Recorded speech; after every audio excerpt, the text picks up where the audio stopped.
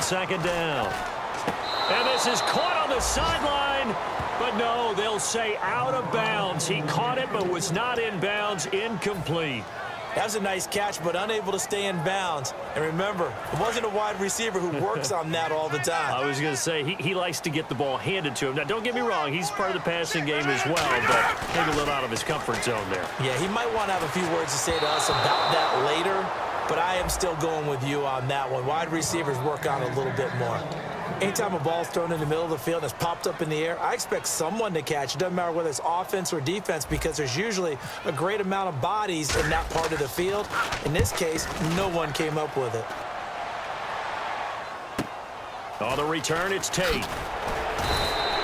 12 yards on the return that time. And possession will switch hands, 1st and 10. And Detroit getting set to go now. And with time quickly fading here in the second quarter, not sure how aggressively, offensively they want to play this.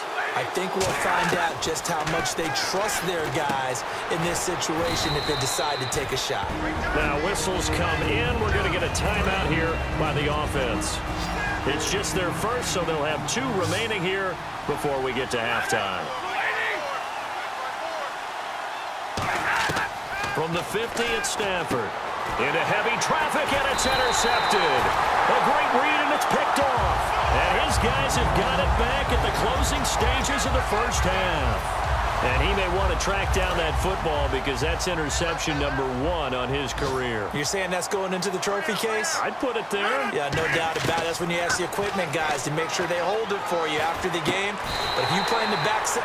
Now hold everything here. We're going to get a timeout by the offense. So that means they're down to 1 remaining here as we head toward halftime.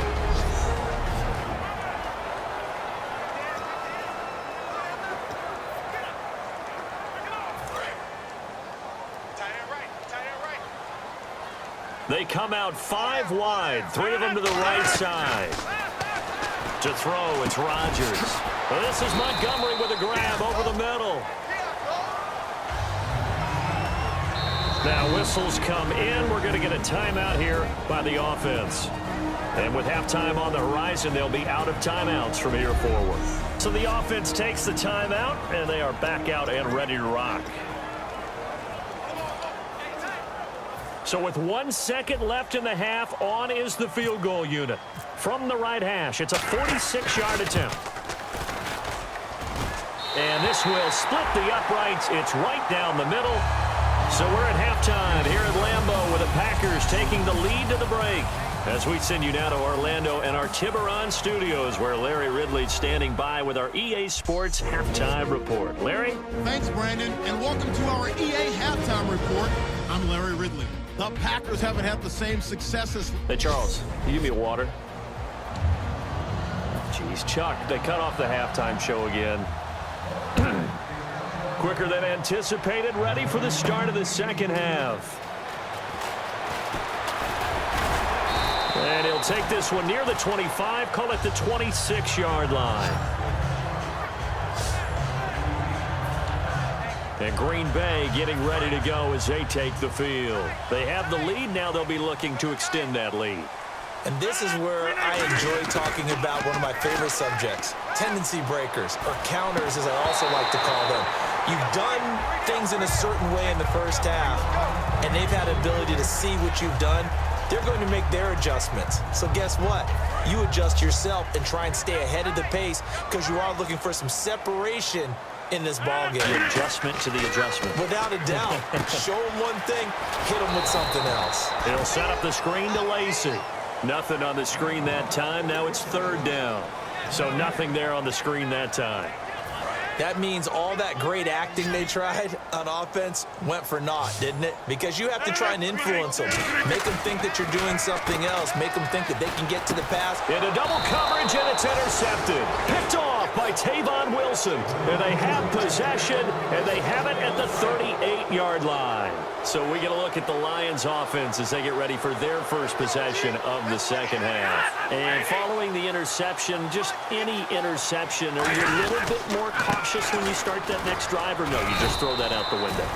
I think you are. I don't think that there's any way you can run back out there and go, totally didn't affect me. Let's just go ahead and be loose with the football again. You're going to take care of it, but you have to be careful about being too cautious because now you can't run any offense at all. Still want to attack. We'll see how they attack him here. Here's Stafford now on second down. He hits Riddick underneath. It's a 4-yard pickup, and that'll bring up a third down. Everyone's got to be able to catch the football. Doesn't matter what position you play, but if you're on offense, be aware a ball may come your way.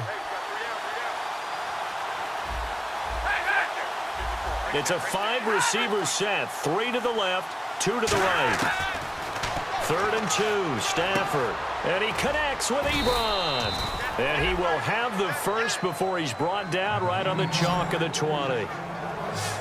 And Brandon, from our time in college football, where receivers weren't running the traditional NFL route tree, one thing they did learn, find open areas, find soft spots, and set up and catch the ball. And I think we just saw that there. Yeah, we saw that indeed, picking up the first. That throw good for 4. It's second down.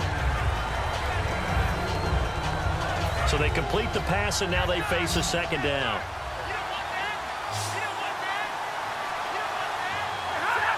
An encroachment penalty here, maybe just a mental lapse, partner. Sometimes you have to just watch the football. Make sure it's snapped before you're jumping.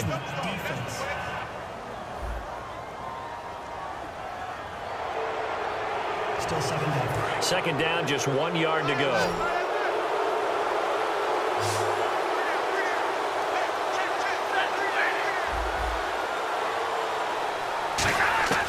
To the air again, Stafford. And that is incomplete here. He was trying to find Marvin Jones that time. And it's 3rd and short. A pretty good coverage there, and both of these defenses, they've had good coverage throughout this one. No doubt about it. And in today's NFL, where we're used to a bit more scoring, this feels almost like a well-pitched game in baseball on both sides, where the tension continues to build. Who's going to make the big play? Now it's Stafford. And able to find Curley. And he takes this one in for a Lions touchdown. Jeremy Curley, his 2nd touchdown on the season. And the Lions are going to jump back in front. And that makes it 14-10. Well, it was 3rd and 1. I was expecting runs. So much for that. They pass it, they score it. That had the feel of the head coach telling the offensive coordinator, you've got 4 downs here. We're going to go for it on 4th down unless there's a disaster on 3rd. Go ahead and take a shot if you want to.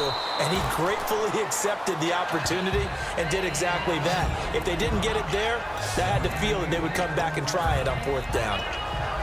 And Green Bay getting ready to go as they take the field. And following the interception, we'll see what they can put together on this drive. I hear my old college coach right now.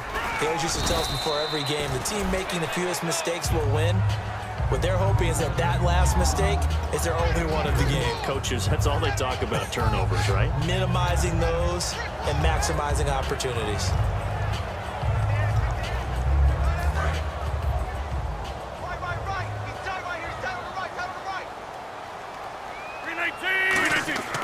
On second down, here's Rodgers. And Nelson's got it here right side. And he's able to get this one up to the 45-yard line. That one goes for 24 yards. It's a nice completion, a little bit of run after catch as well to create the yardage that they got. But it is so tough to cover that route, the drag route, because they run it at varying speeds. Because the key is to create hesitancy on the defender's part. Always so empathetic for those DBs, aren't you? They'll get 17 yards there. And it'll be a Green Bay 1st down.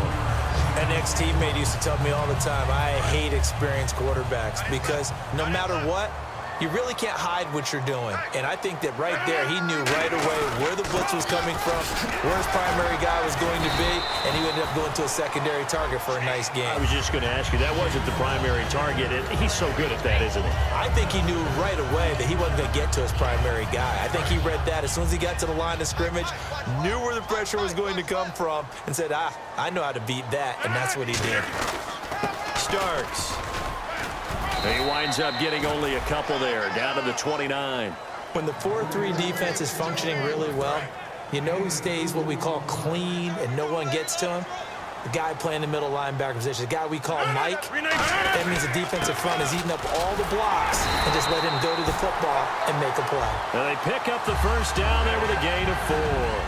I don't know about you, but that almost felt like old-time football there. 3rd and 2 is not necessarily just a running down anymore. A lot of times they want to throw the ball. They went back to the roots and powered forward and got the first down. And his throw is incomplete.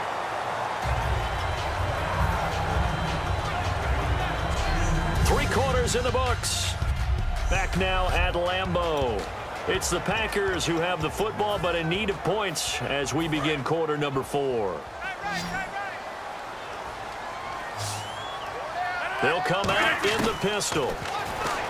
Now Rodgers throwing the slant pattern here, complete. 6 yards is the pickup, and that'll lead to a 3rd down. That was a nicely run slant route, and what the receiver's trying to do is make the defender think he's going upfield for a deeper route, and then breaks it off, usually after about 3 to 4 steps, and cuts towards the middle of the field. And now what he's trying to do is use his body to keep the defender away from the football and get the quarterback a really nice target. On 3rd down, that's a good job of situational football and understanding where the first down marker was and getting there. Now the offense lining up 1st and 10. A run here for starts. And he'll get this one down to about the 10-yard line. Call it a gain of 4 on 1st, and that'll make it 2nd down. Not a run that you're going to write home about, but still a good first down run. That's what an offense calls staying on schedule. 3 to 4 yards on 1st down, you're set up very well for the rest of the drive. Now a 10th carry here for Lacey. And he's going to take it in. Touchdown, Packers. His 2nd touchdown on the season. And the Packers have moved out in front here in the 4th quarter. I know we don't talk about it enough, but the intelligence level of the guys up front blocking, the offensive linemen, maybe the smartest guys in football overall. Add in a little bit of athleticism and a whole lot of toughness, you got a lot to deal with, don't you? That's why the guys in the backfield get them really nice Christmas gifts, right? If they're smart, they do. This will be taken to the back of the end zone. And no run back here. This will be a touchback, and it comes out to the 25-yard line. We focus our attention on the Green Bay defense as they head out. And a tight ball game here, and in these close ones, every drive becomes magnified. And we don't want to overuse the word critical, but it feels that way as they head out there for this possession. They need to get the ball back and give their offense a chance to get them totally back into this game. We'll see if the defense can do just that here. Partner, it's a lot of fun watching the NFL now, isn't it? Because when the big fella runs routes, it used to be when we were kids, he'd run about 3 different routes, and that was it. Now he can run anything and catch the balls we just saw there. And it drops down incomplete. Thought he might have had it. Instead, 2nd down. And when all else fails as a defender, when you're not there in the coverage, your best friend is exactly what we saw there. A big play shot taken by the offense. Unfortunately, it ended in a big drop. Back to the air. Stafford on 2nd down. To the sideline, and a nice catch there. Made sure the feet were inbounds, and they were. Defense looking to hold serve one last time here on 3rd and 7. Was that a receiver? Yeah, actually it was. There's a running back who was a receiver on the play. Ikey's been spending time in the receiver drills getting his feet down. Well, those guys out of the backfield, they got to be good, agile with their feet. He showed the agility there with a toe tap. No doubt about it. It's like he'd run to ballet school. Got the toes down and stayed in bounds. I know we just saw a nice throwing catch, but how about the big guys up front buying that time? Yeah, that's exactly what they did. They created time and allowed the space to happen, and it turned into a really nice play. And this will be out of bounds, and they spotted it at the 15-yard line. Not too bad. And Green Bay getting ready to go as they take the field. That last drive, it was a good mix. Run, pass. Defense on their toes. And what really helps out in a big way is when you're doing the run-pass mix and everything's working, that means that they're guessing. And that's caught inside the 35. Touchdown, Packers. Jordy Nelson, 84 yards. And the Packers add 6 to their lead. Well, you know he can be explosive, and he's ultra-explosive there on the fly route. And you know how many times we've talked to coaches and we've had quoted back to us, well, you know something? When you execute really well, it doesn't matter if they know it's coming or not. Well, sometimes athleticism beats you as well. He just took off and went. That's almost like one of your Turkey Bowl games, isn't it? Just go low.